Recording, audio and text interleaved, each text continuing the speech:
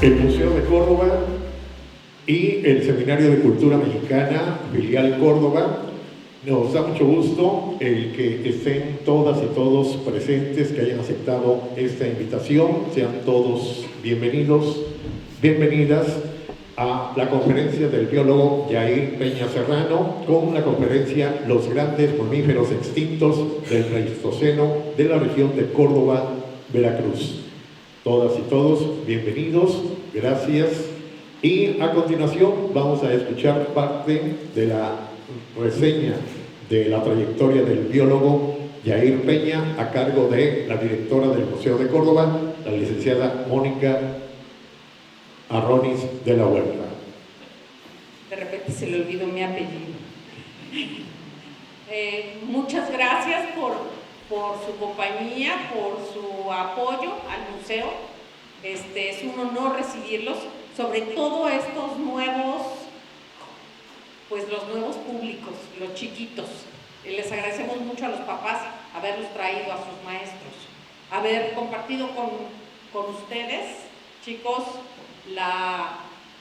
para algunos será la primera vez que lleguen al museo. Agradezco al biólogo Yair Peña Serrano. También. A mí también se me olvidó el apellido. Su presencia y su apoyo para la exposición de fósiles.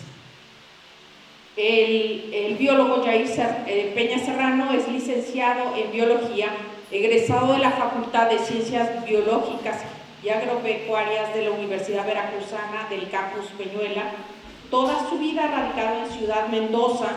Es un biólogo que ha trabajado en temas de paleontología de vertebrados, del turismo de la naturaleza y la conservación de la vida silvestre de las altas montañas.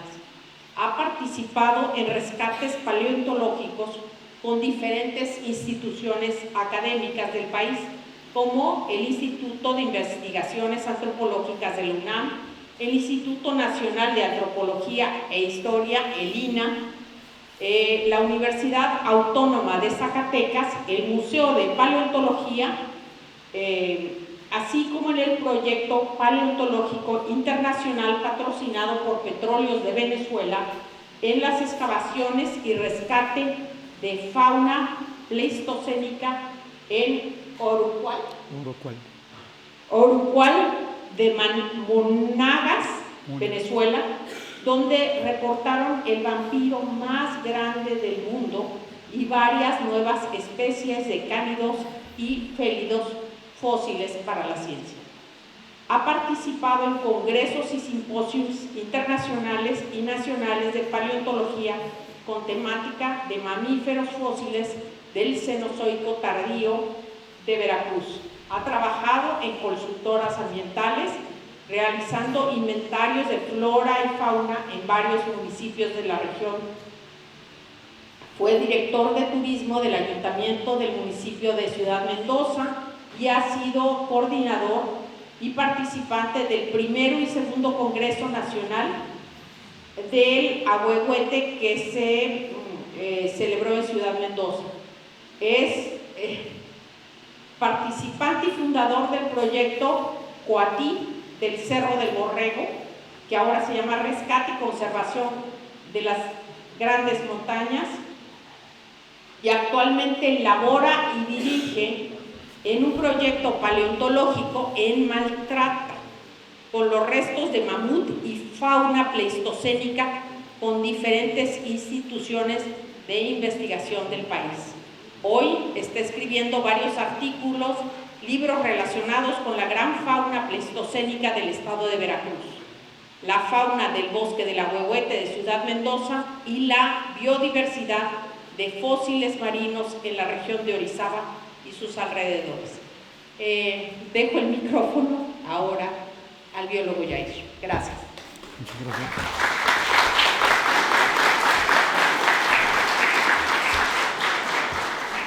Bueno, pues muchas gracias antes que nada por este espacio, por estar entre público de Córdoba. Después, hace unos años estuve aquí, igual precisamente en el Seminario de Cultura, hablando sobre, precisamente igual, sobre fauna pleistocénica. pero desde entonces para acá el conocimiento se ha incrementado a tal grado que ya es hora de actualizarnos, ponerlos en corriente de lo que ha pasado acá, porque realmente es una región bastante rica en recursos biológicos, pero también en recursos paleontológicos. Y bueno, pues esperamos que esta presentación les guste a ustedes, esta presentación que he estado preparando para poder no solamente disfrutarlo, sino también aprender un poco de todo esto. Y bueno, pues como el título dice, los grandes mamíferos extintos del Pleistoceno de la región de Córdoba. Y bueno, de manera de introducción, sabemos que la distribución de los organismos no siempre ha sido la misma. A lo largo de millones de años, las especies empiezan a migrar conforme a un planeta dinámico. Ahí está en mi espalda, en este caso, un planeta que están cambiando millones de años. Sí, extinciones masivas, tenemos registrados 5, ahorita estamos registrando la 6ª extinción masiva de las especies. Entonces, estamos hablando de un planeta vivo. Las erupciones volcánicas, que mucha gente no les gusta, pero es parte de un proceso dinámico, de un proceso biológico necesario para depurar lo que Darwin decía en su momento, la sobrevivencia del más apto. Sí. Y bueno, entonces bajo esta premisa, entonces vamos a estar viendo a lo largo de estos minutos, sí, de esta ponencia, la tabla de tiempo que están ahí viendo. Vamos nosotros hablando de la parte verde, en este caso, sí, que es lo que es a partir de Cretácico para arriba. Las faunas y floras de las que voy a estar compartiendo es a partir de Cretácico hasta la época Holoceno, sí, la época en la que estamos viviendo nosotros en este momento. Y bueno, voy a brincar a partir de Cretácico, sí, y precisamente en el mundo de Cretácico, si observan bien el mapa geográfico, México, ¿cómo está? Estaban un poco más de la mitad del país, estaba sumergido por agua. Y Veracruz todavía no aparecía. Por lo tanto, ojo, lo que les voy a decir es algo que es muy cierto. Aquí jamás vamos a encontrar restos de dinosaurios. Por si ven en las noticias, encuentran dinosaurios en Poza Rica, encuentran dinosaurios en Acayuca. Realmente están refiriendo, más bien dicho, a faunas del Pleistoceno. Sí, así. Entonces, así, no, ¿qué? Entonces, si no hay dinosaurios, ¿qué hubo ahí en el Cretácico? Bueno, vamos a acercarnos un poquito más del mapa. Y si nos observamos en Veracruz, tampoco aparecemos. Estaba sumergido por agua. ¿Se dan cuenta las tonalidades de azul? Sí, estamos hablando de plataformas someras, sí, más o menos profundas, y la parte más oscura, más profunda. Sí, pero bueno, en aquel entonces sí, tenemos ahí un ambiente marino, sí, que está en el litoral nerítico. Toda esa parte roja, lo que está predominando, lo que es la región de Córdoba, Orizaba, toda esa parte roja, sí, es decir, desde 0 metros hasta los 200 metros de profundidad. ¿Cómo lo sabemos? Precisamente con los fósiles marinos que se han encontrado, y van a ver ahí en la exposición, van a ver rocas con fósiles indicativos de que al menos en lo que es Maltrata, Orizaba, una pequeña parte, Huiloapan, Nogales, Aculcingo y Maltrata, eran realmente archipiélagos. Sí. Entonces, por eso tenemos grandes bancos, sí, de fósiles marinos que nos están atestiguando la predominancia de estos depósitos. Y entonces, por tanto, las verdaderas playas fósiles, por decir, para Cretácico, era Tehuacán. Entonces, si conozcan la famosa localidad San Juan Raya, ahí van a encontrar también fósiles, pero son fósiles sueltos, es decir, estaban fosilizados, pero todavía no se compactaron, sino quedaron así a la deriva. Y acá, en esta zona, fueron corales, todo eso, fueron sepultados y entonces ya se fosilizaron, echando, ahora sí, con el tiempo, convirtiéndose en rocas. Entonces, esto era más o menos, y esto es lo que van a encontrar en prácticamente todos los cerros acá, de la región, fósiles marinos. Estoy hablando de la parte alta, ¿sí? Entonces, bueno, por ejemplo, por citar un ejemplo, la famosa calera de Peñuela, ¿no?, que está aquí, ahí, que ya está, cuando yo estudié, hace muchos años, entonces, no miles, sino 100, unos cuantos años, veía este cerro y lo estaban carcomiendo poco a poco. ¿sí? Y ahí me encontraron fósiles de estrellas de mar, muy bonitos, ¿sí? Y nos encontraron ruditas, ¿no? Corales, o sea, todo esto, ¿no? Entonces nos estaban dando un testimonio de vida, ¿sí? Entonces, de la presencia de estos organismos. Por aquí anda mi maestro, el maestro Galán Páez, no siempre me decían peces fósiles. Y sí, precisamente en Córdoba, no sé en qué calle está, en una de las casas aparece levemente un pescado. Sí. Entonces, ¿de dónde lo sacaron? Por aquí, en una de esas lajas de esta región. Pero bueno, entonces, en el Cretácico, el ambiente, todo esto estaba dominado por ambientes marinos. ¿Sí? Entonces, ahí tenemos el material fósil como ruditas, corales, almejas, todos están revueltos porque al principio se revolvieron, se colapsaron y esto es lo más común que van a encontrar. Muchas veces son pedacería, nosotros los llamamos exoesqueletos. Entonces, esto quiere decir restos de materiales muertos que fueron arrastrados por la marea y quedaron sepultados en la parte más baja. Sí, obviamente en alguna laúd sí, se atoran y empiezan a juntar. Cuando se excede el punto alto, se vuelve a bajar más fondo hasta llegar quizás a fondos continentales. Pero hasta aquí en Córdoba tenemos en este caso una plataforma continental. Y bueno, voy a transportarme inmediatamente desde el Cretácico. Pasan muchas cosas, sí, pero precisamente hace 20 millones de años, en lo que es el Mioceno, ya se dan cuenta, Veracruz todavía estaba sumergido de agua. Híjole, ¿hasta cuándo salimos de agua? Bueno, ya queremos salir a la zona terrestre. Precisamente hace 20 millones de años los mares empiezan a retroceder hasta empezando ya a aflorar los terrenos de los que nosotros estamos conociendo. La topografía más o menos es igual a la de hace 20 millones de años, con ciertas excepciones de lo que es la Sierra de Zongolica, que con grandes empujes tectónicos empiezan a deformar y elevarse todavía en la arena, empiezan a elevarse paulatinamente y otros tan bruscamente que luego se notan por los pliegues que chocan y se ven las formaciones. Haz de cuenta como esto, ¿sí? Que chocan con esta, al chocar esos pliegues se deforman y luego los afloramientos fosilíferos quedan a la vista. Observen, cuando vayan a la Sierra de Zongolica, observen las paredes y van a encontrar cantidad masiva de fósiles. Precisamente hace 20 millones de años, sí, en la parte de lo que es Veracruz ya empiezan a retroceder y llegar hasta lo que nosotros conocemos. Y los voy a centrar en la plática en este círculo, sí, lo que es Centroamérica. ¿Por qué Centroamérica? Porque precisamente de 20 millones de años hasta hace 5 millones de años estuvo aislado. Recordemos la famosa escena de la extinción de los dinosaurios, sí, la caída del gran meteorito que acabó con más del 70% de las especies del planeta. Sí, entonces la vida empezó a resurgir de nuevo, a su manera, cada quien en su ambiente diferente, las condiciones diferentes, faunas diferentes. En este caso particular, Norteamérica y Sudamérica estuvieron separadas durante más de 80 millones de años. Después de esto, sí, algo los conectó. Precisamente hace 5 millones de años, sí, hubo uno de los eventos que ha cambiado para siempre la historia de nuestro planeta, sí, lo que es el Istmo de Panamá. Sí. Hace 5 millones de años, un grupo de mapaches dijeron, pues vamos a ver qué encontramos. Y empezaron a saltar en balsas. Sí. No solamente los mapaches, sino hace 5 millones de años también los jabalíes se internaron, los roedores hicieron lo suyo. Sí. Entonces, a través de balsas. ¿Cómo lo sabemos?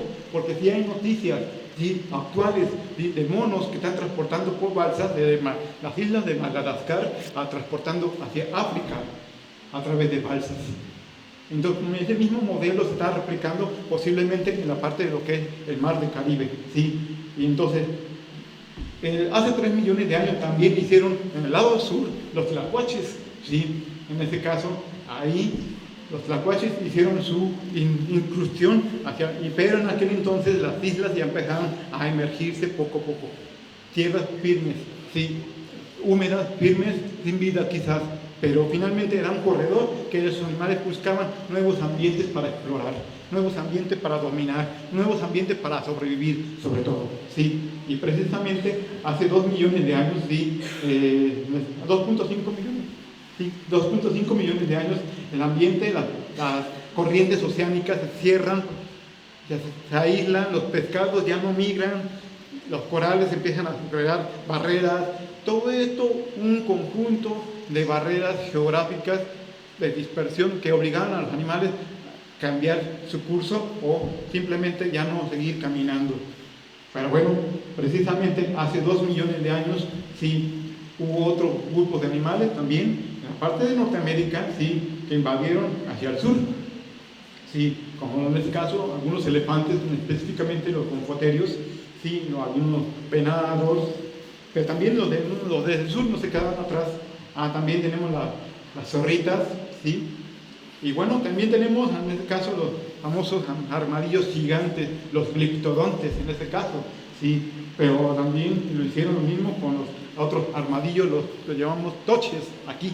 Los toches también hicieron su incrustión y otros armadillos gigantes de más de 1,5 metros, ¿sí? Los llamados olmecina, y también, por supuesto, los perezosos terrestres gigantes hicieron su incrustión. Y bueno, ahí vamos a observar otro modelo un poco más real, por decirlo así. Y ahí tenemos los tlacuaches, ¿sí? Los gliptodontes, llegando hacia lo que es el sur de Texas, ¿sí?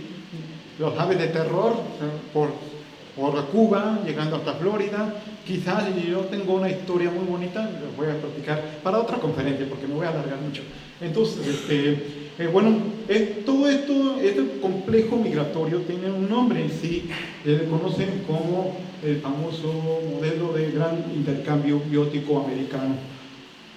Imagínense 2 millones de años de evolución de sus floras, no solamente los mamíferos, también las aves, también las plantas, también los insectos, también los pescados, también todo esto fue en conjunto, ¿sí? Faunístico. Y bueno, entonces, ¿quién ha visto la película La Era de Hielo? Levante la mano. El que no la ha visto, ponga a verlo esta tarde, ¿sabe? Entonces, y vean, porque todo esto, os voy a platicar una historia. Pero bueno, vamos a ver algunas de las principales familias de los mamíferos de gran intercambio faunístico. En el caso de Norteamérica tenemos los mustéridos, representados por en este caso las nutrias, los zorrillos. Estos grupos se internaron de Norteamérica, se metieron al sur. Por los cerdos, en este caso los jabalíes, los tallayúcidos, ¿sí? Hicieron lo suyo. También los cánidos, ¿sí? Ahí están los que nosotros tenemos, aunque tenemos por ahí un cánido que no es, en este caso norteamericano, es africano, pero finalmente los cánidos hicieron lo suyo, se adaptaron muy bien y hubo una gran diversificación. Inclusive los cánidos fueron monstruosos, esos son chiquitos, créeme. Hubo cánidos, haz de cuenta, imagínense como el tamaño de, ¿cómo se llama el perro? El gran danés, pues el doble de tamaño, así de grandes, eran perros hienas, perros osos, así una mezcla, ¿verdad? Monstruosa. Obviamente, afortunadamente, digo, para muchos se extinguieron, sí, y bueno, y otros se adaptaron a ambientes mixtos. O sea, es el problema de un organismo que se especializa en una sola cosa, y que cuando esta cosa desaparece, pues también no logran adaptarse y desaparecen. Y bueno, también tenemos los osos, ¿sí? También los osos de diferentes, también hubo osos casi un poco más grandes que la del oso polar, ¿sí? Y bueno, continuamos con ¿cómo se llama? El ejercicio faunístico, los caméridos. Mucha gente dice, cuando preguntamos dónde hay camellos, en África, que también tenemos en Sudamérica, como las llamas, ¿sí? Que también tuvieron su origen en Norteamérica hace 35 millones de años, ¿sí?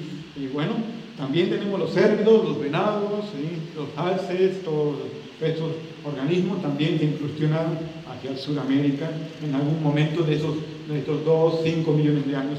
Y los caballos, por supuesto, sí, cuyo origen también está en Norteamérica. Parte de los caballos llegaron aquí hasta el sur y como igual desaparecieron hasta que llegó Hernán Cortés a la conquista, trajeron ya eran otros caballos modernos, pero sí hubo caballos aquí en esta época. Ahorita van a ver algunas fotos. Y bueno, esos hermosos animales, sí, en este caso los grandes felinos, sí, los grandes felinos, como hablaba hace rato, la especialización de esos felinos, sí, del caso en particular los famosos dientes de sable, cuya especialidad era cazar mamuts y mastodontes. Cuando desaparecen, híjole, ¿y ahora cómo le hacemos? ¿Qué comemos, mamá? Híjole, pues no sé, yo ya estoy acostumbrado a comer esto, ahorita ya no hay. Y entonces al desaparecen todos, ¿no?, la gran linaje de esos grandes gatos, ¿sí? Y bueno, también tenemos grupos, también las ardillas, ¿sí? Gran variedad de ardillas que llegaron, ¿sí? Igual lo mismo con los conejos, ¿sí? Los conejos, liebres, todos esos se internaron, no fueron todos al mismo tiempo, fueron oleadas, ¿a de cuenta? ¿Sí? A unos hace 5 millones de años, otros 10.000 años, bueno, pero finalmente todos tuvieron su paso por esta parte, aquí. A estos animales pasaron alguna vez aquí. Entonces, y bueno, el lado contrapuesto, en Sudamérica, sí, tenemos ahora sí los armadillos gigantes, ahí tenemos armadillos, los famosos gliptodontes, acorazados, al de arriba, sí, imagínate un gliptodonte del tamaño de un bochito, sí, de 3 metros de largo, 1,5 metros de altura y una media tonelada de peso, sí. Entonces, y aquí tenemos el que sigue, otro armadillo, sí, otro pariente, igual, de otra especie, y lo de abajo es sudamericano, sí. Y bueno, también tenemos presencia de los puercoespines, sí, y los tapires. Ahorita, si escucharon las noticias, encontraron tapir en el sur de Veracruz. Bueno, pues estos tapires también estuvieron aquí presentes en esta región, sí. Inclusive en los años 20 también se ha encontrado, yo encontré una foto de un señor que cazó un tapir allá en lo que es Huatusco, específicamente Chocamán, ahí. Entonces todavía hay noticias de presencia de tapires. Bueno, tlacuaches también, y recordemos también que ese no es el único marsupial mexicano, hay otros 8 especies de tlacuaches aquí en México. Así que no vean las noticias y ven que ese es el único marsupial mexicano, fuera, no le crean. Sí, más bien son 8 especies de marsupiales. Toxodontes, sí, imagínense una mezcla, sí, de un hipopótamo y un rinoceronte que se mezclaran, así se dan esa forma aberrante, igual sudamericano. De eso solamente hay 5 registros para México, de los cuales 4 están en Veracruz y 1 en Michoacán. Y por supuesto los megatéridos, sí, los perezosos gigantes también hicieron su incursión aquí en México. Estoy hablando a nivel, en el gran intercambio, ¿sí? Los monos, ahí tenemos los roedores, ¿sí? Así como los milmercopálides, los famosos perezosos, digo, los osos hormigueros, la tamándua, ¿sí? Y bueno, este es el grupo de los animales que participaron en el gran intercambio biótico americano. Y bueno, ahora sí, voy a entrar en el escenario a la gran fauna pleistocénica de la región de Córdoba. Es necesario explicar todo eso de las migraciones para justificar por qué llegaron acá. O sea, no es que porque llegaron tarán, ya no tuvieron un proceso, un porqué de la llegada de estos organismos acá. Entonces, y bueno, gran parte de esta fauna están situados precisamente en forma cronológica, en este caso, los últimos 15 a 12.000 años de antigüedad, ¿sí? Prácticamente ya la última parte de lo que es la edad del cuaternario, ¿sí? Específicamente Holoceno, ¿sí? Bueno, entonces empezamos el escenario, ¿sí? Tenemos por ejemplo aquí molares, mandíbulas de perezoso gigante, Hemotherium neuriardi, ya a partir de ahora van a encontrar las localidades. Esta localidad la conozco, me refiero dónde queda. Cuando tengan tiempo, vayan y visiten ese lugar. Sí, compren en ese lugar. No los fósiles, no, me refiero a velitas, todo eso, ¿no? Entonces, y bueno, aquí está el joven Beto, está trabajando con los materiales perezosos. Vamos a dar una oportunidad para que nos platique el trabajo de su tesis que está haciendo sobre este animal. Y bueno, en el 2003 encontramos este material, ¿sí? No solamente el perezoso, sino también molares de Gomphotherium, Vironius y Odon. Este es un molar perteneciente al mismo animal, ¿sí? Nada más que tiene otro tipo de mineralización, otro tipo de desgaste, y bueno, ahí te van a ver con más calma, ¿sale? Entonces ahí tenemos molar, Gomphotherium, ¿sí? Y no solamente esto, sino también encontramos tortugas, y cocodrilos. Hay en este caso 2 especies de tortugas, aquí traquemis, puede ser fritas, fanusta, ahí está. Vamos a tener otra oportunidad para hacer una investigación de qué especie se trata. Pero bueno, ahí tenemos caparazón, ¿sí? Cocodrilos también. Tenemos, es difícil identificar que a veces con un diente no basta para identificarlo. Necesitamos hacer comparaciones de muchos materiales para poder dar con el animal en ese caso. Pero bueno, al menos por las características, curvatura, tamaño, podría corresponder a un cocodrilo, ¿sí?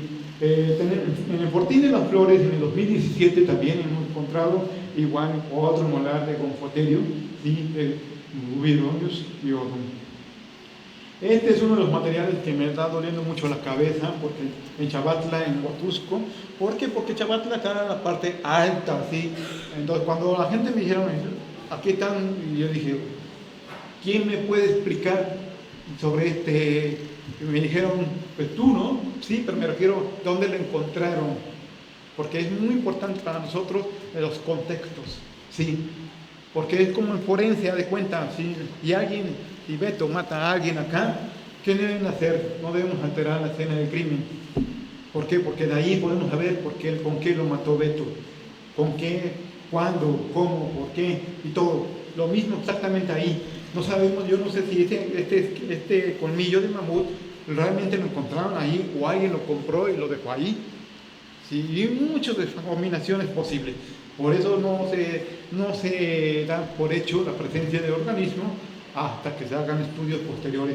Y bueno, en este caso yo me detengo, pero al menos en esta localidad tiene un colmillo de mamut en Huatusco.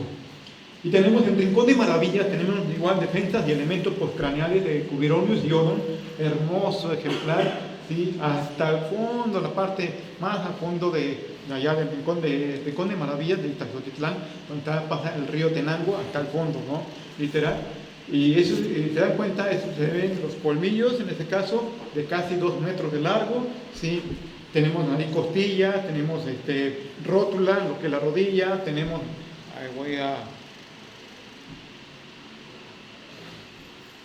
aquí tenemos en este caso la parte de lo que es la escápula, ¿sí? Y aquí esos 2 puntitos que están aquí son semillas, ¿sí? Asociadas a este grupo. Y tenemos elementos postcraneales, este tronco también, y aquí se ven como 2 marcas, esto porque esos colmillos estaban encima de este tronco, porque es un lugar que fue arrastrado, una turba en este caso. Y entonces con esto podemos hacer reconstrucciones paleoambientales, paleobotánicas.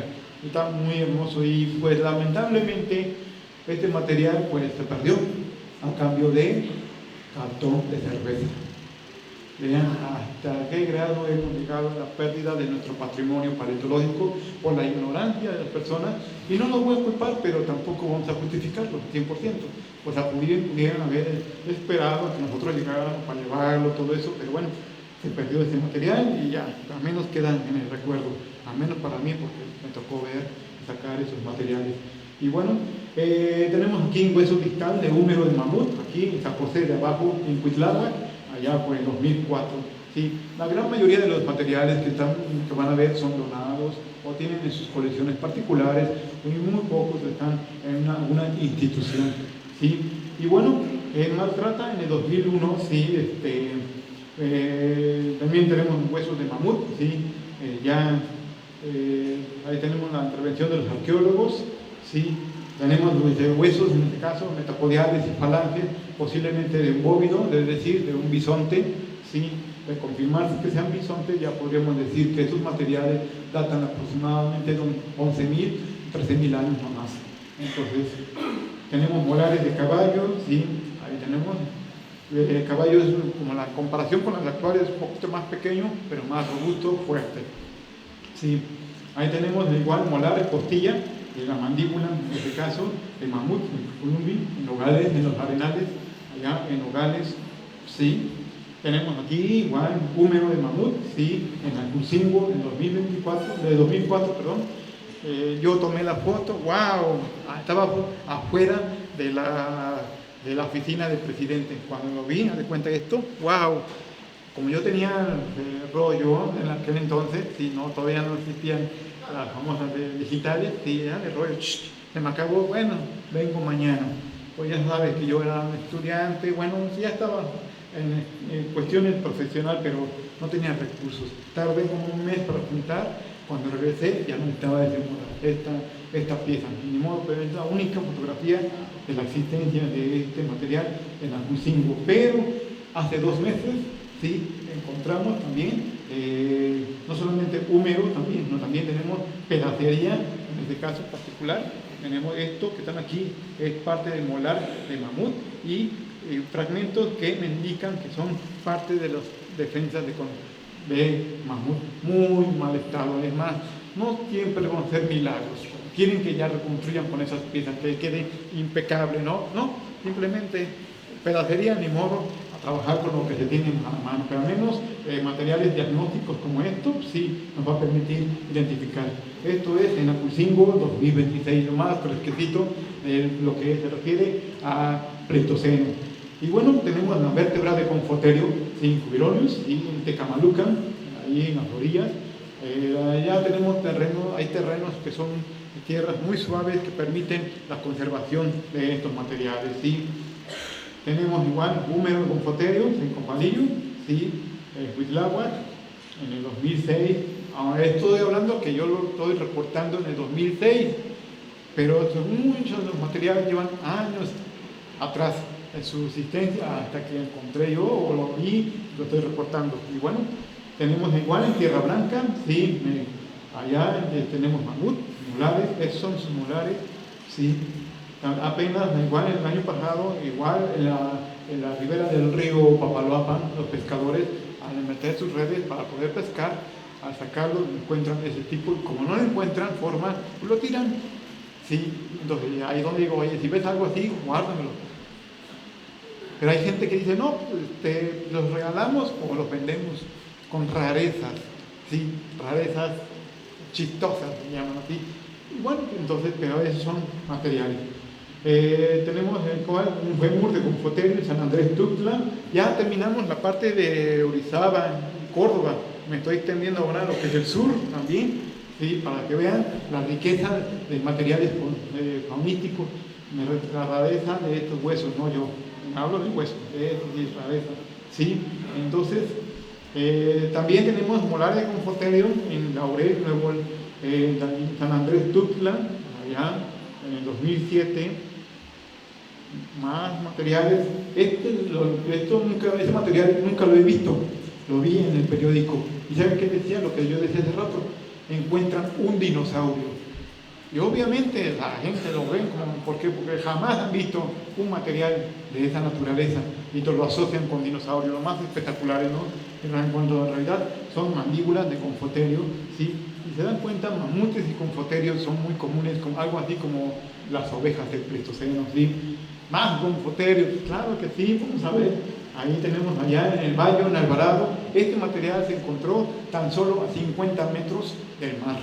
Cada vez que cuando hay un huracán o una tormenta muy fuerte en Veracruz, sí, al menos un grupo que sabe de eso, los mares agitan las olas y arrastran madera, arrastran huesos, arrastran pedacería.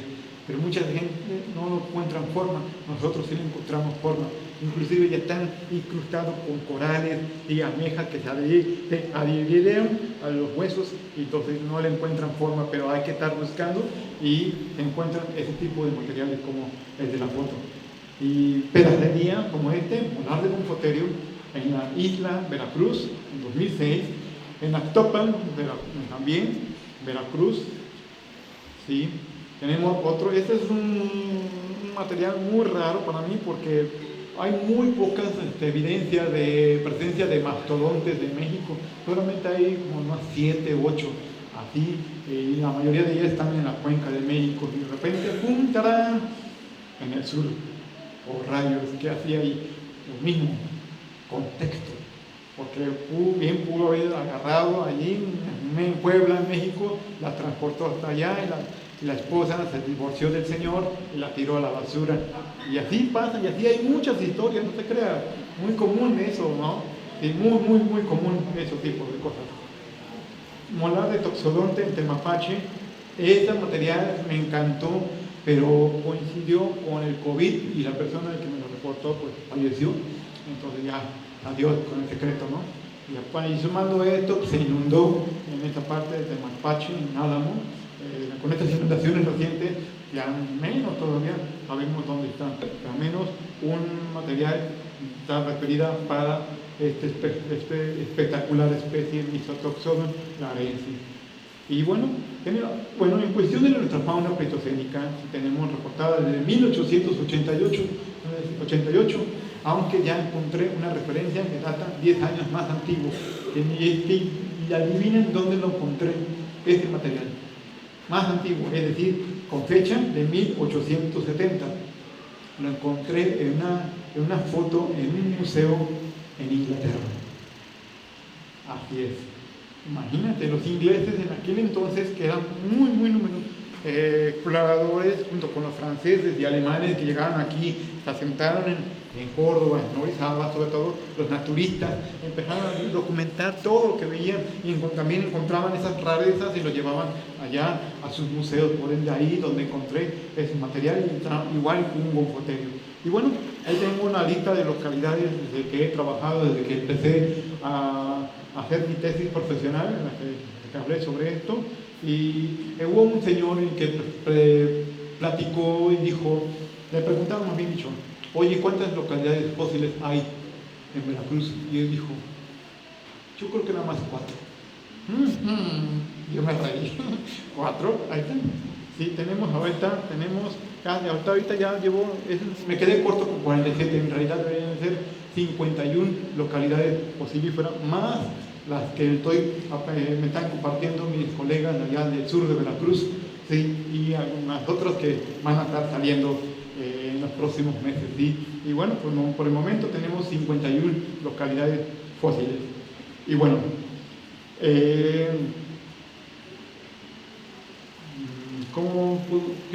quiero ponerle una frase. Bueno, ¿han visto la película La Era de Hielo? Me dijeron que sí, otros no, pónganse a verla, ¿sí? Esta foto la voy a compartir en relación a Maltrata, ¿sí? Levanten la mano los que conocen el municipio de Maltrata, ¿no? Los demás los invito a Maltrata. También tenemos naturaleza, tenemos el turismo de naturaleza, de caminata, tenemos arqueología, tenemos historia, la historia del ferrocarril, muy hermosa, ¿sí? Pero bueno, voy a contar brevemente una historia, ¿sí? Que de todas maneras les platico a todos. En el 2014, hasta el fondo, no se apenas se ve lo que es un puente que está aquí. Es la autopista, lo que está ahí al fondo. Hasta aquí hay un puente llamado Puente Wimmer, un puente ferrocarrilero que ya no está, ¿sí? Y fue construido a finales del siglo XIX. Y bueno, me invitaron a caminar. Vamos, órale. Caminé, cuando empecé a bajar en esta parte, este terreno. Esa es una fotografía que no me di cuenta que me habían tomado foto, ¿sí? Y cuando yo empecé a ver, empecé a observar cosas raras, empecé a observar suelo. Esa es una de las cualidades que nosotros, todos los que somos estudiantes de biología, pero aún así, ustedes, una de las características del ser humano es ser curioso. Por algo le llaman Homo sapiens, hombre pensante, hombre curioso, ¿sí? Y bueno, dentro de mi curiosidad empecé a observar hoyos. Entonces dije, bueno, ¿qué es eso? Parece hoyo. ¿Sabes qué? No, ya sé, como estaba inclinado el terreno, y dije, bueno, posiblemente son procesos de erosión de agua. Sí, porque está inclinado, yo creo que sí. O ¿sabes qué? Hormigueros, sí, porque yo he visto hormigueros que hacen sus estructuras muy grandes, entonces cuando se colapsan quedan los bordes, y se veían hoyitos, ¿no? Y bueno, tomé un par de fotos y nuevamente, todavía para 2014, ya estaba usando mis últimas cámaras de rollo, ¿sí? Y me prometí tener digitales ahora sí.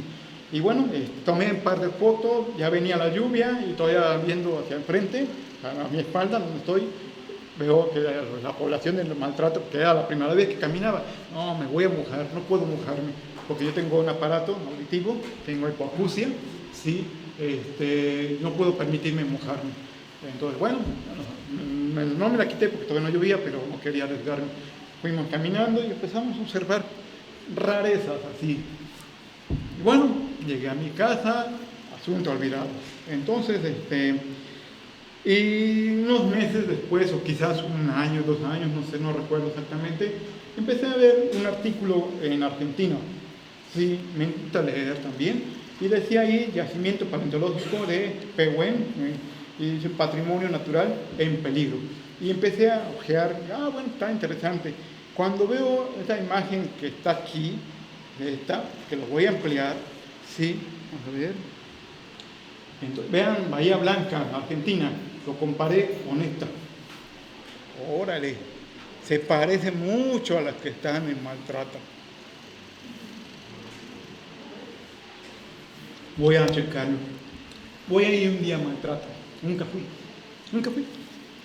Pero para eso, en mi computadora, lo volteo en la imagen, compárenlo.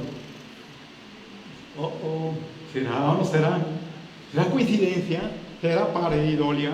¿O estoy loco? ¿O qué será? ¿O no comí bien? ¿No dormí bien? No sé. Nunca fui. Hasta que enero de 2024 volví a ir y afortunadamente el sitio estaba idéntico, intacto. ¿Sí? Y lo que voy a mostrarles ahorita a continuación es un trabajo que hemos realizado ya para 2 años. Sí, y los detallitos, yo creo que los voy a dejar para después, para más detalles, pero sí les voy a mostrar fotografías de este sitio. ¿Y qué es lo que estamos encontrando? Ustedes dirán, bueno, ¿qué encontraste? ¿Qué eran? Bueno, ahí les va. Que encontré, en este caso, huellas de mamut. Ahí. Sí, que es el primer registro de huellas de mamut para México. Sí, tenemos huellas de Gonfoterio. Esos hoyitos que veían resultaron ser huellas de Gonfoterio. Y no solamente hay una, no, hay bastantes, sí. Tenemos huellas de perezosos, sí, como esta, de 30 centímetros, sí. Y por eso les preguntaba yo, ¿vieron la era de hielo? Ahí está. Todos los personajes que aparecen en la película La Era de Hielo están en Maltrata. Sí, ahí tenemos huellas de otra especie de perezoso. Y vean esta enorme huella de 90 centímetros, igual, de perezoso gigante. De este animal llegó a medir 4 metros de altura. Así como en Atoyac tenemos huesos, acá tenemos huellas de este ejemplar. Toxodontes también. Respecto al perezoso, es el 4º registro a nivel mundial de perezoso y el primero para México. Este toxodonte es el primer registro para México y el segundo a nivel mundial. El primero está en Brasil. Tenemos igual osos, sí, carnívoros, sí, cuyas huellas están grandes, más de 32 centímetros, 39 casi, algunos ejemplares, sí. Tapires, ¿qué hace un tapir ahí? O sea, cuando lo encontré me voló la cabeza porque yo esperaba mamut, pues sí, ya como los que estudiamos o trabajamos paleontología, sabemos que los mamutes andan por donde sea, andan donde sean y se meten donde sea. Pero los tapires, ¿no? Los tapires andan en cuerpos de agua, andan en selvas, en lugares cerrados.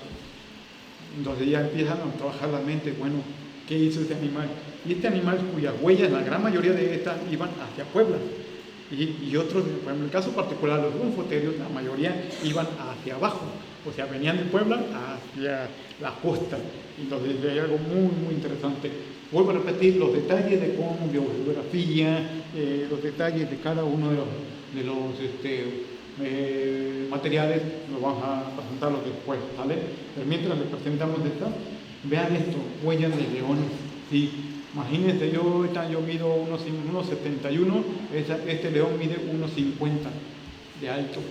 Imagínate, cuyo cráneo mide más de 50 centímetros, el cráneo de león, ¿sí? Así de grandes eran estos leones que llegaban acá. Y no se escaparon de un circo, son leones que realmente andaban acá. Cuando menos, esta localidad tiene cuando menos 13.000 años de antigüedad. Pero bueno, la corona de todo esto, de esta fauna, de la gran riqueza mamífica, es esto. ¿Qué? Huellas humanas. Humanos caminando con megafauna. O sea, nosotros, el arqueólogo Fernando Miranda, seguramente ya lo conocen algunos de ustedes, sí, y su servidor, estuvimos más de 20 años buscando evidencia de hombres y megafauna. Cuando me hablaban de Aculcingo, ahí vamos allá, y yo buscando lo típico, un hueso incrustado, quebrado, quemado, no sé, pero buscar para poder decir, aquí los humanos lo cazaron. No lo encontraba nunca. Y sorpresa, el maltrato. Ahí está el maltrato donde todo empezó la búsqueda. O sea, simplemente si tan solo hubiéramos dirigido nuestra mirada en esta zona, ya hubiéramos ahorrado más hace 20 años. Sí, pero bueno, por algo pasan las cosas y sobre todo que su servidor me tocó verlos allá, tener la fortuna de encontrar esos materiales. Pero bueno, ustedes dirán, ay, ¿a poco son huellas de humanos? No encuentro forma. Bueno, pues vamos a hacerlo un poquito de énfasis. Aquí tenemos un rastro, ¿sí? En pie, en este caso pie derecho, ¿sí? El pie izquierdo sobre el pie derecho, pero vean, este pie derecho está encima de una huella de un perezoso.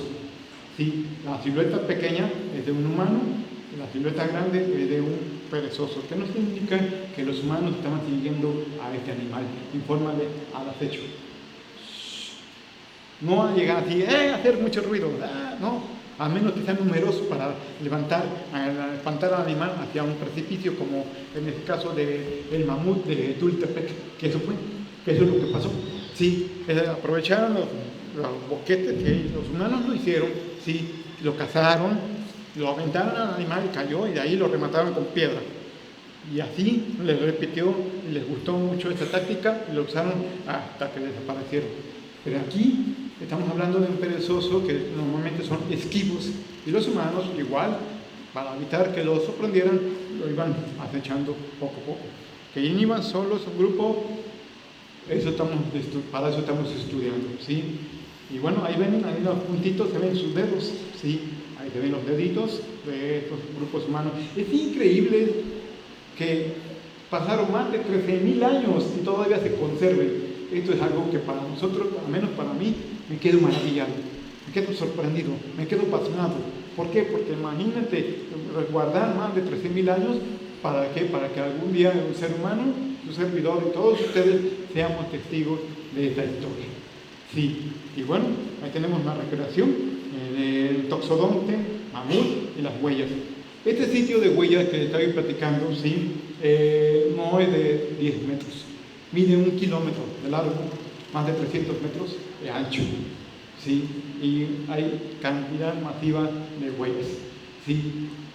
A veces cuando encontramos uno y ahí está el testigo, el Beto, que mira un oso, ahorita vamos por allá. Cuando regresamos, oye, ¿el oso? Ay, caramba, estaba aquí y lo buscamos y lo perdimos. ¿Por qué? Porque está todo mezclado, o la luz del sol nos juega a favor. Tenemos que ser muy temprano o muy tarde, con la inclinación de la luz, ya después nos permite ver, entonces ver mejor los materiales. Pero bueno, ahí están, esa es más o menos la recreación paraambiental y de los paleoartistas. ¿Sí? Y bueno, ¿qué tenemos hasta ahorita en maltrato? Tenemos hasta ahorita Ofoterio, mamut, tenemos en este caso venados, caballos, ¿sí? Camellos también, gliptodontes, tenemos también tapires, tenemos felinos, en este caso leones, dientes de sable, perezosos gigantes, otra especie de perezosos, tenemos hasta flamecos, ¿sí? Aves, leones, jabalíes y hoy, por supuesto, humanos. Todo eso tenemos en Maltrata, Veracruz. ¿Sí? Estamos haciendo un trabajo interdisciplinario, ¿sí? Donde estamos involucrando gente de paleontología, gente de arqueología, tenemos gente de paleobotánica, gente también en geología, gente en imágenes, en fotografía, todo eso, drones, ¿sí? Vulcanología, todo esto para entender bien qué es lo que está pasando o qué es lo que pasó en Maltrata. ¿Sí? Una escena de crimen gigantesco de más de 13.000 años. ¿Qué pasó ahí? ¿Por qué esas huellas? ¿Qué nos están diciendo a nosotros? Y es la parte del trabajo que estamos realizando los especialistas de diferentes instituciones, ¿sí? Como por ejemplo aquí tenemos a los integrantes del grupo del equipo. Primero está el paleontólogo Rubén Rodríguez de la Rosa, experto en huellas de megafauna y huellas de dinosaurios, que también está, que próximamente, por cierto, va a estar aquí en abril, acompañándonos en Maltrata. Sí, su servidor, El doctor Carlos Serrano ya no está entre nosotros, pero también fue precursor importante de la paleontología, la arqueología en el Valle de Maltrata, por eso nos lo sacamos ahí la fotografía, un monito, y digo, te quiero. Tengo también al arqueólogo Fernando Miranda, también parte del equipo fundamental, la parte de la interpretación paleontológica, arqueológica, Gerardo Carbot, sí, Chanona, sí, experto en vertebrados, Luis, igual, fotografía, Mariana de Delgado, también experta en huellas de carnívoros, Juan Pablo también, y Lucía son geólogos, nos van a interpretar por qué se formó este sitio. ¿Sí?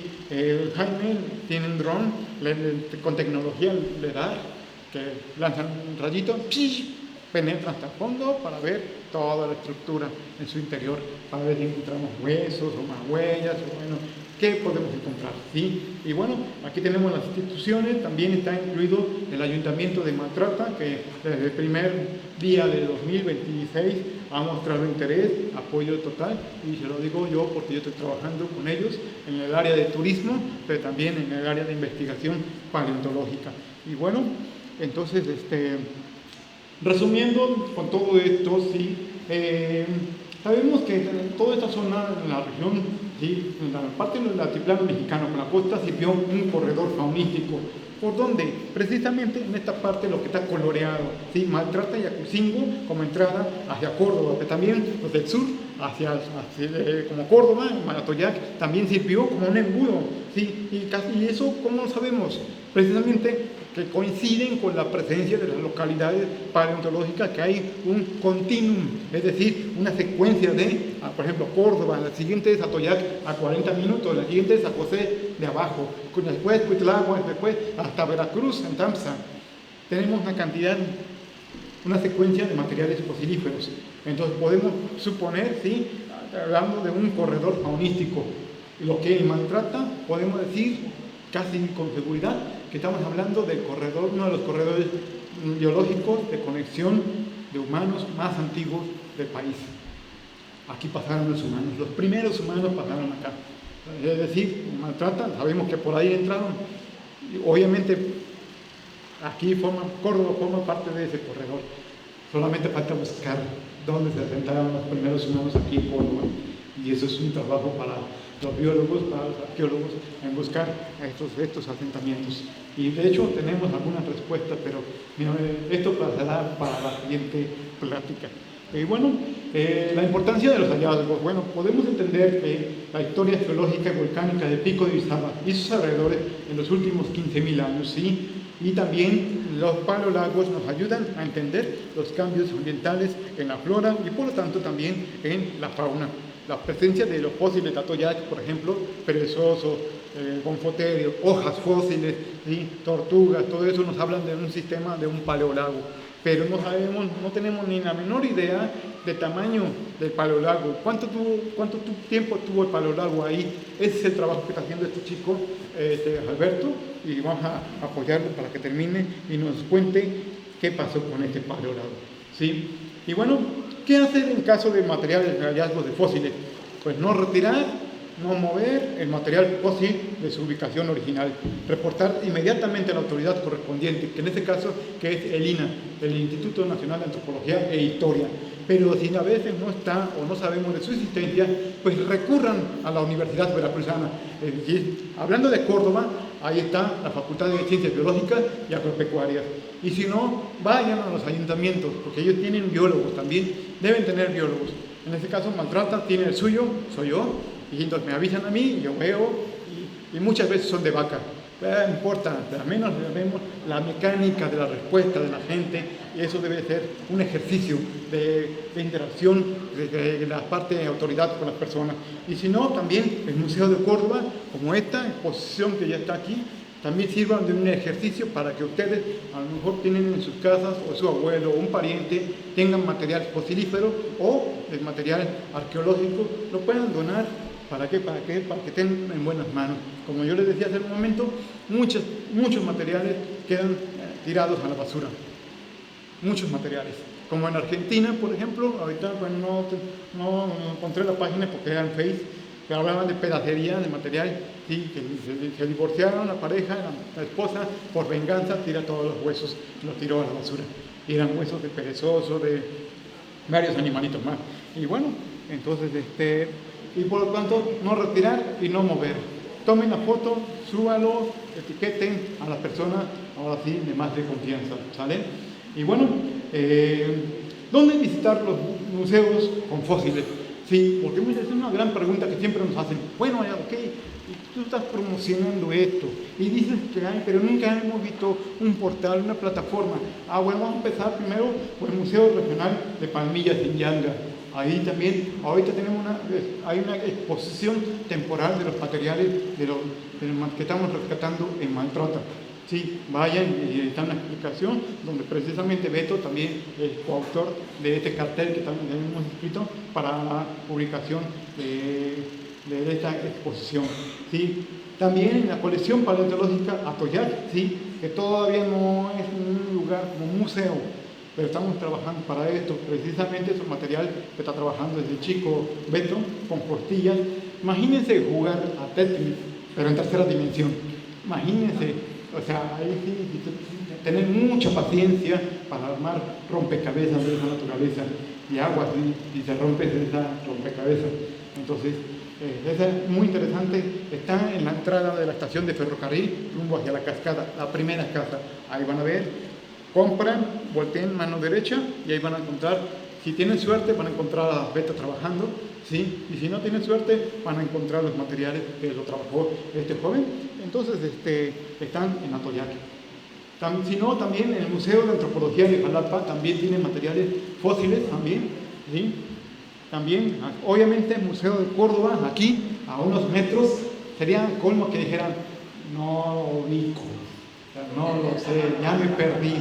Entonces, no, ahí está, y lo van a ver. Esta exposición va a tener temporalmente, pero veo que tienen materiales que van a ser permanentes. Pero por algo tienen que empezar, por algo tienen que ver y explorar la riqueza de esto. No solamente la parte paleontológica, sino la parte histórica, la parte arqueológica, pero también la parte biológica.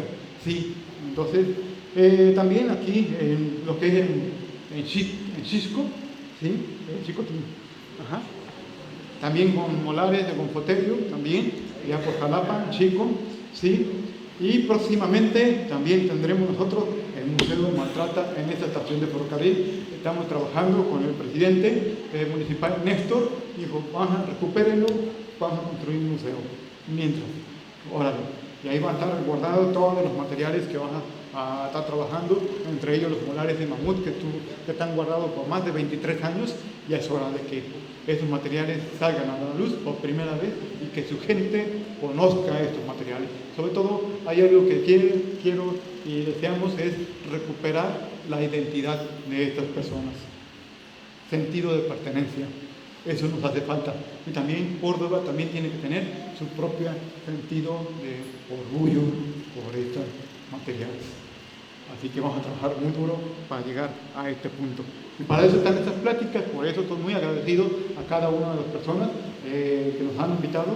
Y bueno, de manera de conclusión, los registros paleontológicos en la región de Córdoba y sus alrededores nos permiten visualizar los posibles escenarios paleoambientales que contó en el Pleistoceno tardío, es decir, aproximadamente entre 14 a 10.000 años. Eso es un rango a la que nosotros esperamos encontrar, porque los materiales que están en Maltrata tienen aproximadamente 12.800 años. Vamos a redondearlo, 13.000 años.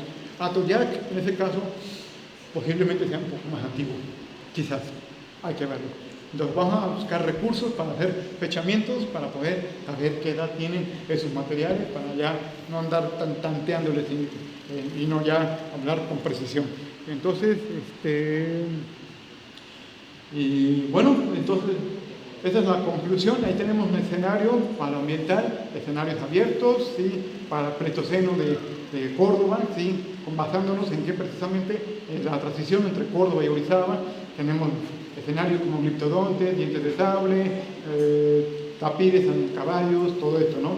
Y hasta el fondo la región montañosa, ¿sí? Y bueno, entonces espero que les haya gustado y por mi parte eso es todo por su atención. Muchas gracias.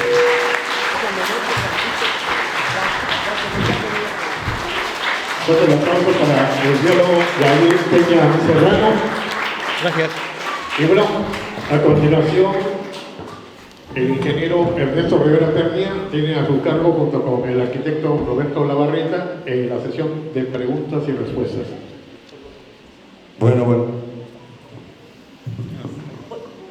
Buenas tardes. Muy interesante su conferencia. La verdad me encantaría que volviera a hacerla varias veces por aquí en Córdoba y que pudiéramos invitar todavía más jóvenes a escucharlo.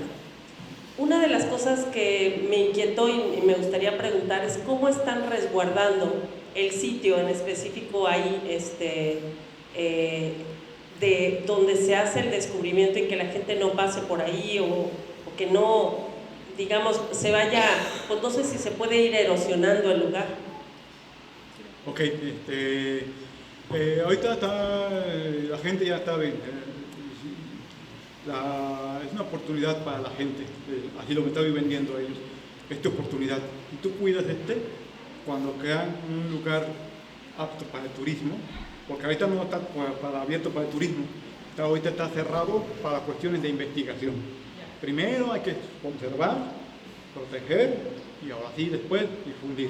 Pero todo tiene una etapa, entonces ahorita está cerrado para su estudio. ¿Para qué? Para saber qué es lo que hay. ¿Sí? Este sitio se llama Los Tepetates, ¿sí? Entonces hay que protegerlo.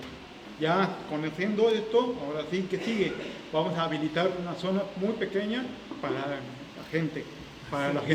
Gracias. Es que lo ve. Para la gente, sí. Entonces ya sobre esto, ahora sí, vamos a hacer recorridos guiados, vamos a traer a los biólogos, aquí vamos a hacer convenios con los biólogos de allá de la Universidad Veracruzana para que sean guías, pero sobre todo acercar a la gente. Sí.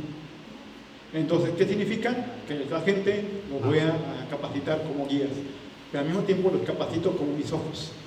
¿Por qué? Porque también hay un problema, que ahí pasan vehículos, motos, muchas cosas más.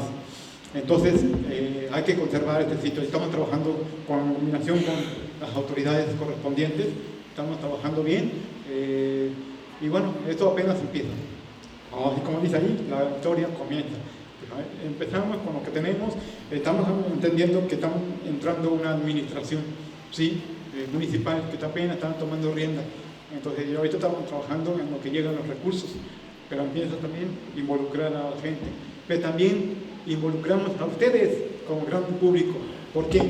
Porque les estoy diciendo, miren, que también no se vayan solos sin mí. ¿Para qué? Para que muchos lugares son muy sensibles. Hay huellas que son tan sensibles que podemos estropearlas en un ratito. Como por ejemplo, unas huellas de ave, de un flamenco, ¿sí? Y cuando lo vi, ¡wow! Está grandísimo. Y la siguiente vez que vi, pasó en la moto, ahí, exactamente ahí, porque ve la huella. Entonces, se perdió la información. Se perdió un dedo, muy bien. Todavía siguen dos, pero finalmente se perdió. Entonces, para eso queremos hacer algo de una actitud responsable en cuestión de no abrirlo así abiertamente todo ahorita al turismo. Y en lo primero investigamos, ya habrá una segunda etapa, en 2 años quizás, para que ya la gente pueda verlo masivamente. Entonces, al menos de una manera controlada, 5 personas quizás verlo, ir, pero tienen que avisar conmigo, porque es un filtro. Los llevamos, yo quiero que vayan conmigo, por supuesto que sí, pero todo en orden. Si lo hacen en orden, vamos a ceder con mucho gusto, pero si lo hacen en desorden, definitivamente cerramos todo. Solamente así van a entender la gente. Así es. Sí. ¿Cuál es el significado? ¿Qué significa o cuál es el significado de Pleistoceno y cómo se definen las eras? ¿Cómo sabemos qué es Pleistoceno? Bueno, Pleistoceno significa muy nuevo. ¿Sí? ¿Cómo se define? En primer lugar, por 3 conceptos grandes. ¿Sí? El retiro de los glaciares, ¿sí? El derretimiento, el calentamiento global. Y eso se traduce en que los glaciares se derriten, el retiro. Ese es uno. Al menos en México no hay registro de glaciares, pero sí tenemos registros de cambio de flora y fauna. Eso sí, ya. Entonces, y sobre todo, la parte cómo se define Pleistoceno es la llegada, al menos para Norteamérica, la llegada de los primeros grupos humanos. Eso es lo que se define el inicio del Pleistoceno, ¿sí? en este caso desde África, Pleistoceno, porque los grupos humanos en África estaban aquí hace 2.5 millones de años, ¿sí? Inmigrando hacia el norte de África, hacia Europa. Ahí se define también desde el punto de vista humano, ¿sí? Pero bueno, Pleistoceno significa muy nuevo, ¿sí? Y Holoceno es reciente, hoy. Sale. Hola, muy buenas tardes. Gracias por la excelente información. ¿Qué características consideran que tuvo el Valle de Maltrata para converger a tantas especies en el mismo momento? Ok, gracias por tu pregunta. Maltrata es un valle. Para los que no conocen, Maltrata es un valle, ¿sale? Si no hubiera un evento geológico que permitió el asentamiento de esas huellas, simplemente va a ser muy difícil que unos animales migran hacia abajo. Lo que pasó ahí es que hubo una luz de lodo, ¿sí? Un derrumbe. ¿Han visto el derrumbe que hubo en la autopista de Maltrata precisamente? Eso, pero 200 veces más grande, ¿sí? Entonces esto rellenó el valle y esto permitió que un corredor, o sea, que los animales vieran, mira, un caminito, vamos a caminar a ver qué tal. Literalmente fue una autopista del Pleistoceno, cuando menos por más de 300 años. Sí, hay flujo de animales, sí, que arribaron. O sea, no crean que todos pasaron al mismo tiempo en un solo día, sino fueron oleadas en este caso. Pero bueno, fue un accidente geológico que rellenó el valle y permitió el paso de los animales del sur hacia el norte y del norte hacia el sur. Sí, adelante. Muy buenas tardes, pues primeramente para felicitarlo, y soy de Orizaba, Veracruz, justamente, y para comentarle, yo pertenezco a las cofradías religiosas y a los grupos de montaña de la región de Orizaba. Mi pregunta más que nada es encauzada. Nosotros los grupos de montañismo, siempre esa ruta que usted menciona la utilizamos para la cascada de Tecoa, la utilizamos para el Wilmer, o bajamos de Boca del Monte por allá. Sabiendo esto que está pasando, mi pregunta es, por ejemplo, el domingo va a haber una caminata para allá, que ya está publicada en el Facebook de un grupo de Maltrata de montañismo. Hay información para que todos los diferentes grupos de montaña sepamos que está pasando algo, porque a veces el grupo de montaña no se va por el sendero permitido, sino que ellos caminan pues por la montaña, ¿no? Y entonces en muchas partes, yo ya me imagino por dónde es esa zona, pues a veces los montañistas, los senderistas y los diferentes deportistas pasan por donde está esa evidencia paleontológica. ¿Pero por qué? Porque la mayoría de los que participamos en esos eventos desconocemos que existe. Entonces ya hay una información para que todos los grupos de montañismo sepamos que por ahí no debemos pasar, sepamos que por ahí no se debe chapear, los guías que están en la región sepan que tienen que ir con cuidado o principalmente con la cautela, y así no pues habrá un desequilibrio, porque pues la gente por ahí es una ruta de montañismo y de las cofradías religiosas, y pues yo creo que mucha gente de la región pues no conoce la información. Ok, mira, la información apenas estamos generando, sí, a pesar de que hay información de más de 20 años, pero cada día se está actualizando. Entonces, con mucho gusto, próximamente estoy escribiendo un libro sobre eso, para ya tener la gente tenga el acceso a esta información, porque la información es poder, ¿sí? Y muchas veces ahorita con las redes sociales, con la información que hay disponible, ya se considera obsoleto. Entonces ahorita estamos actualizando una base de datos para poder compartirlo con todos ustedes a través de un libro o a través de una conferencia. Y entonces cuando gusten, hacerse conmigo y compartimos. ¿Sale? Gracias. Muy bien, con esto damos por terminada la sesión de preguntas. Muchas gracias nuevamente. Fuerte el aplauso para el biólogo Jair Peña Serrano. Y bueno, a continuación, ingeniero Ernesto Rivera Pernía, a nombre del Seminario de Cultura Mexicana de Corresponsalía Córdoba, y la directora del Museo de Córdoba, la licenciada Mónica Arronis de la Huerta, le hacen entrega de un reconocimiento al expositor, al biólogo Jair Peña Serrano, a nombre del Seminario de Cultura. Cultura, el ingeniero Ernesto Rivera. Lo leo. Ah, está. El Seminario de Cultura Mexicana, Corresponsalía Córdoba, otorga el presente reconocimiento al biólogo Jair Peña Serrano por su brillante conferencia a los grandes mamíferos extintos del Pleistoceno de la región de Córdoba.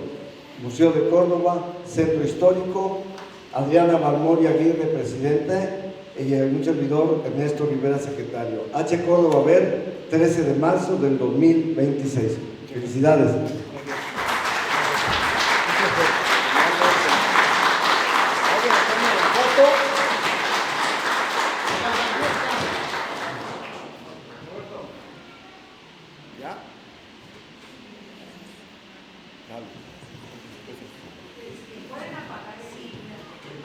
Ay, gracias. Sí. Estamos como Para nosotros lampareados. Leo, el Museo de Córdoba otorga el presente reconocimiento al biólogo Jair Peña Serrano por su valiosa intervención en la conferencia Los grandes mamíferos extintos del Pleistoceno de la región de Córdoba. H. Córdoba Ver, 13 de marzo del 2025. Mónica Alcántara. A nombre del Museo de Córdoba. Y bueno, como es una tradición, el Seminario de Cultura Mexicana, vía al licenciado Guillermo Reyes Hernández, también escuchamos la 10ª dedicada al biólogo Jair Peña. Ok, una tradición que empezó el doctor Galán, que está aquí atrás, por cierto. Entonces, nosotros continuamos esta labor. Y dice así: egresó de biología en nuestra UB tan gloriosa, es oriundo de Mendoza y estudia la ecología. También paleontología del suelo veracruzano, ejemplo de mexicano por toda su gran labor, un gran investigador, es Jair Peña Serrano.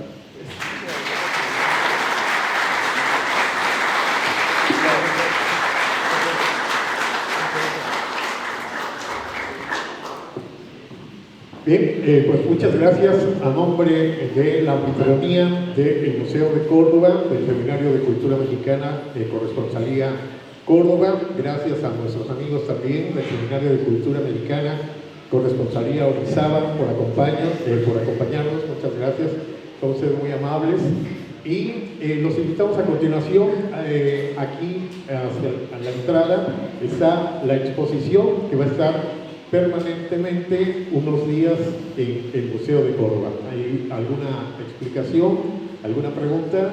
Contamos con el biólogo Jair Peña, así nos acompañan, abrimos las puertas y aquí adelantito está la exposición correspondiente a lo que fue esta plática. Gracias biólogo. Enhorabuena. Y ya saben, poner sus celulares y el modo verdad, no se les vaya a olvidar.